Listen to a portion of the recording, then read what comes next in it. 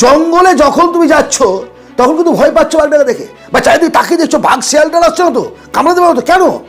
তুমি নিশ্চিত সিংহটা তোমার একটা খাঁচার মধ্যে বন্দি আছে, তার ক্ষমতা নেই হাউ হু যাই করুক না কেন তোমাকে কামড় দিতে পারবে না। ইয়েস, আজকে এই সময়ে বন্ধু বান্ধব আত্মীয় স্বজন সকলের মধ্যে দেখবেন একটা বিশাল আপনাকে দিয়ে কিছু করিয়ে নেবো, মানে আমরা প্রত্যেকে চাই নিজে পরিশ্রম করবো না, অন্যকে দিয়ে কিছু করাবো।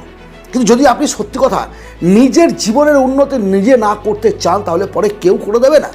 আর আপনি যদি অন্যের জন্য পরিশ্রম করতে থাকেন সারাদিন ধরে, অন্য কে কী বলছে সকল না বলতে পারছেন না তো, তার তো সেন্টিমেন্টে লাগবে, আমি কীভাবে না বলবো, না বলবো তো সম্ভব না, এটা আপনি আমাকে বলবেন যে আমার একটা গুরুজন আমাকে আদেশ করলো, আমি না বলে দেবো? আপনার কাজ কি কমপ্লিট হয়েছে?